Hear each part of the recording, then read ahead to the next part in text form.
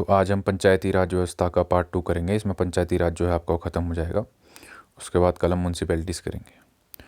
तो कल जैसा कि मैंने आपको बताया था, भारत में पंचायती राज व्यवस्था लागू करने के लिए तरह तरह की आपकी कमिटीज़ बनाई गई थी। ठीक है, जो बलवंत राय मेहता कमेटी थी, उनके रिकमेंडेशन में पंचायती राज भारत में सबसे पहले स्टार्ट हुआ था। उसके बाद लगातार जो आपकी अलग अलग कमिटीज़ बनती गई इसमें सुधार के लिए। तो कुछ 2-3 कमिटीज़ अभी और बची हुई है, उनके बारे में पढ़ेंगे। ठीक है, और उसके बाद लास्ट में हम ये पढ़ेंगे जो सबसे इंपॉर्टेंट है कि जो इसका संवैधानिकरण होगा, कॉन्स्टिट्यूशनलाइजेशन होगा, जो आपको पंचायती राज उसको एक कॉन्स्टिट्यूशनल स्टेटस मिलेगा। किस अनुच्छेद के तहत, किस संविधान संशोधन के तहत ये किया गया, कब किया गया, इसके मुख्य प्रावधान क्या है, और अभी जो पंचायती राज है उसकी क्या व्यवस्था है, उसमें चुनाव कैसे किए जाते हैं, कौन करवाता है, आपका कितने स्तरीय, त्रिस्तरीय, 3 टायर है, 2 टायर है, वगैरह वगैरह, वो चीज़ें इंपॉर्टेंट है। ठीक है, तो सबसे पहले जो आपकी कुछ कमेटीज़ हैं वो देख लेते हैं। सबसे पहली कमेटी आज की है वो है आपका एलन सिंघवी समिति। ठीक है ना, राजीव गांधी द्वारा 1986 में गठित की गई थी। किसके द्वारा? राजीव गांधी द्वारा।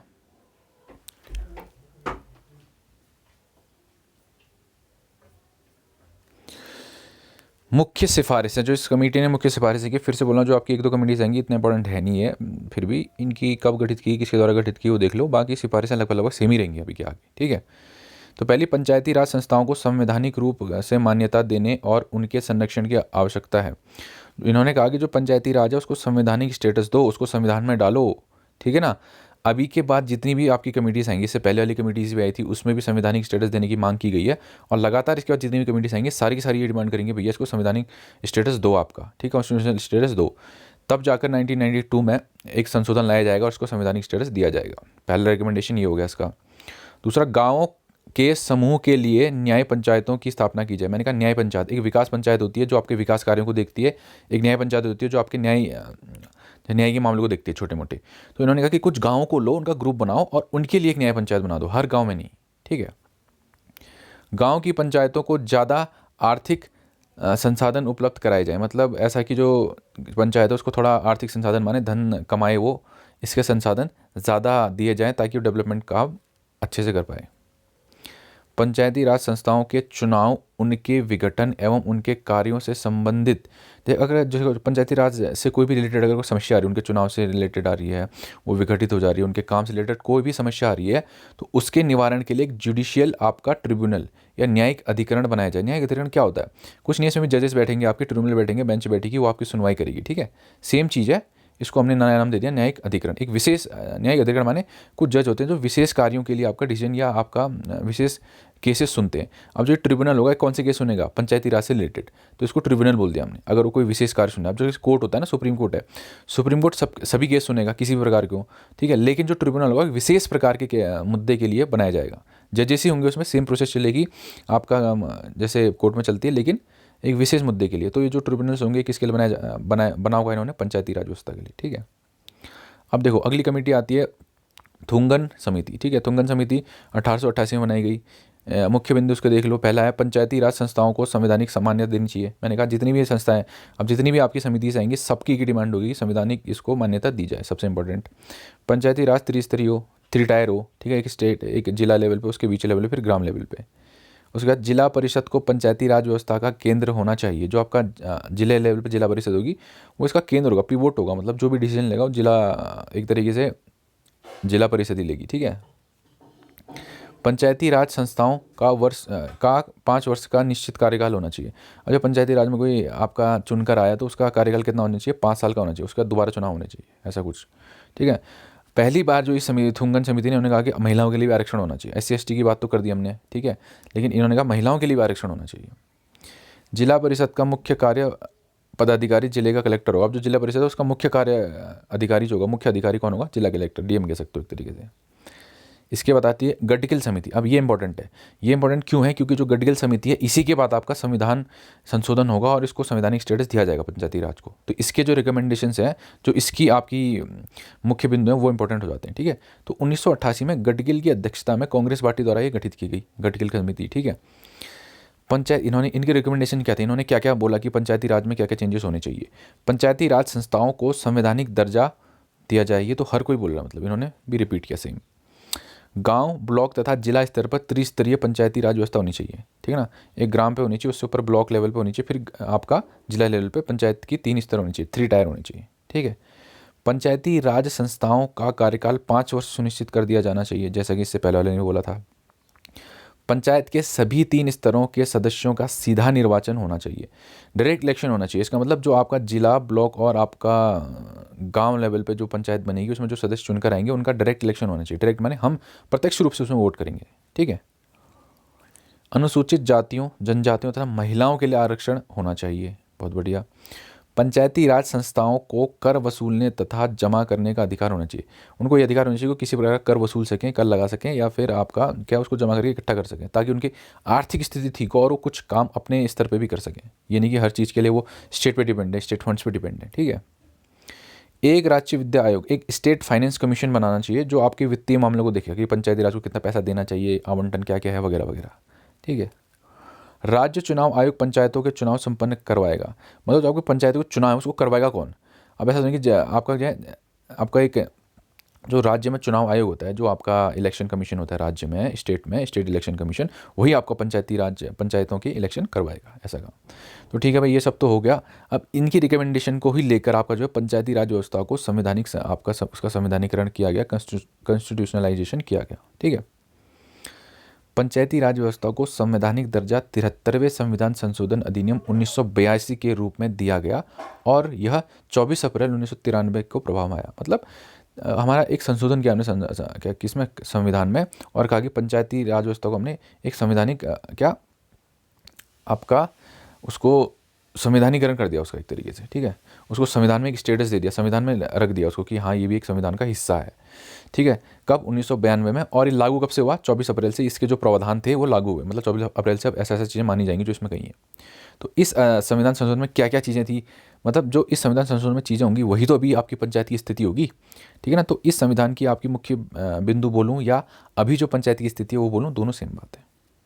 अब देखो अधिनियम की मुख्य विशेषताएं, क्या विशेषताएं हैं। पहला, ग्राम सभा।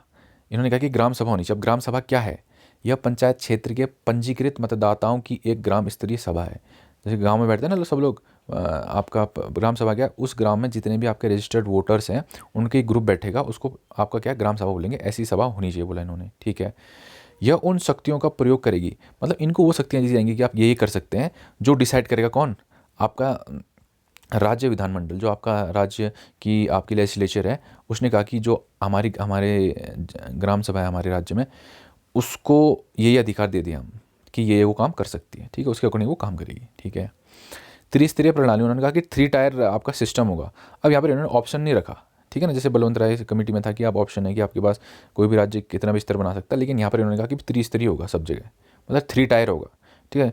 पहले गांव लेवल पे पंचायत होगी, फिर एक माध्यमिक लेवल पे, मिडिल लेवल पे पंचायत होगी, उसके बाद जिला स्तर पे होगी, ठीक है। ऐसा राज्य जिसकी जनसंख्या 20 लाख से ऊपर ना हो, 20 लाख से कम हो ऐसा राज्य, उसको माध्यमिक स्तर पर पंचायतें गठित ना करने की छूट दी गई। ये बहुत इंपॉर्टेंट, जो ये संविधान पढ़ा रहा हूँ मैं लास्ट वाला संविधानीकरण, ये पोर्शन बहुत इंपॉर्टेंट है। तो उन्होंने कहा कि जिस ठीक है त्रिस्तरीय बनाओ, लेकिन अगर किसी राज्य की जनसंख्या 20 लाख से नीचे है तो उसको ज़रूरत नहीं है जो माध्यमिक लेवल है वो बनाने की, आप सीधा ग्राम और जिले पे बनाओ पंचायत, ठीक है। सदस्यों एवं अध्यक्ष का चुनाव, अब जैसे कोई ग्राम पंचायत है तो उसका अध्यक्ष भी तो होगा, उसके सदस्य भी तो होंगे, तो उनका चुनाव किस प्रकार होगा। गांव, माध्यमिक तथा जिला स्तर पर पंचायतों के सभी सदस्यों द्वारा सीधे चुने जाएंगे। पंचायतों में सभी सदस्य लोगों द्वारा सीधे चुने जाएंगे, मतलब डायरेक्ट इलेक्शन होगा, कोई इनडायरेक्ट इलेक्शन होगा, सीधे हम वोट करेंगे उसमें। माध्यमिक एवं जिला स्तर पर पंचायत के अध्यक्ष व चुनाव, अब देखो जो 3 स्तर है ना, तो जो जिला है उसके नीचे जो माध्यमिक स्तर है वहाँ पर जो अध्यक्ष का चुनाव होगा वो अप्रत्यक्ष रूप से होगा। जो वहाँ के सदस्य चुनकर आएंगे, जो आपके माध्यमिक और जिला स्तर पर जो सदस्य चुनकर आए हैं वो अपने बीच से ही एक अध्यक्ष चुन लेंगे, उसमें जनता भाग नहीं लेगी। लेकिन जो गाँव स्तर पर है, जबकि गाँव स्तर पर जो है आपका पंचायत जो सरपंच बनता है ना, पंचायत अध्यक्ष आपका, उसका चुनाव होता है, उसके लिए आपको डायरेक्ट इलेक्शन होगा उसका, हम उसमें हिस्सा लेंगे, ठीक है। अब सीटों का आरक्षण, पंचायत के तीनों स्तरों में अनुसूचित जाति तथा जनजाति को उनकी जनसंख्या के अनुपात में सीटें आरक्षित होनी चाहिए उनके लिए, अनुसूचित जाति जनजाति के लिए, ठीक है। इसके साथ ही महिलाओं के लिए उपलब्ध सीटों की संख्या 1/3 से कम नहीं होनी चाहिए। इसका मतलब क्या है कि जो टोटल सीट है ना ग्राम पंचायत में या किसी भी पंचायत स्तर में, किसी भी स्तर में जो टोटल सीट है उसका 1/3 1/3 33% कह सकते हो एक तरीके से, वो क्या है महिलाओं के लिए आरक्षित होना चाहिए, उसमें उतनी महिला सीटें होनी चाहिए। अब ये जो महिला सीटें सिर्फ जनरल की नहीं होंगी, अगर माना SC की कुछ महिलाएं हैं, ST की कुछ महिलाएं हैं और जनरल की कुछ महिलाएं, सबको मिला के 1/3 होना चाहिए। ये नहीं कि भाई जनरल और SC की हमने हटा दी और SC और ST की हमने हटा दी और जनरल की 1/3 1/3 हो रही है, 33% हो रही है ना। टोटल महिलाओं की संख्या आपकी इन पंचायतों में 33% या 1/3 होनी चाहिए, ठीक है। पंचायतों का कार्यकाल, अब इनका कार्यकाल कितना होगा? ऑब्वियस सी बात है, इन्होंने डिसाइड किया कि भैया इनका कार्यकाल 5 साल होगा, मतलब एक बार पंचायत चुन कर आई तो उनका कार्यकाल 5 साल होगा, 5 साल के बाद फ्रेश सिलेक्शन होगा, ठीक है। समय पूरा होने के पूर्व भी इन्हें विघटित किया जा सकता है, कुछ मतलब ऐसा नहीं कि 5 साल ही रहेगा, उससे पहले भी इनको विघटित या खत्म किया जा सकता है कुछ कारणों पर, ठीक है। और ऐसा हो गया तो जो नया इलेक्शन होगा, नया पंचायत चुन के आएगी, विदिन 6 मंथ, 6 महीने के अंदर नई पंचायत के लिए चुनाव आपको कराना होगा, ठीक। राज्य निर्वाचन आयोग जो आपका पंचायतों के सभी चुनावों को संपन्न कौन करेगा? स्टेट इलेक्शन कमीशन जो आपका राज्य निर्वाचन आयोग, वो आपके सभी जो पंचायत चुनाव हैं उनको आपका क्या करेगा? कंडक्ट कराएगा, ठीक है। इसमें राज्यपाल द्वारा नियुक्त राज्य चुनाव आयुक्त सम्मिलित है, मतलब जो राज्यपाल द्वारा नियुक्त होता है राज्य चुनाव आयुक्त, उसकी रिस्पॉन्सिबिलिटी की भैया वो वहाँ पे इलेक्शन करवाएगा। अब देखो जो अनुसूचियाँ हैं ना, मैंने बोला था अनुसूचियाँ क्या है, आपका आर्टिकल्स का डिटेल्स किस में आता है? अनुसूची में आता है, जब मैंने समझाया था। तो जो अनुसूचियाँ 12 अनुसूचियाँ, उनमें से जो 11वीं अनुसूची है वो पंचायत से रिलेटेड है, उसमें पंचायती राज के बारे में लिख रखा है। जो पंचायती राज के कानून क्षेत्र, मतलब उनका कार्य क्षेत्र कहाँ कहाँ पर आएगा, क्या क्या वो कर सकते हैं, वो सारी डिटेल्स लिखी हुई है।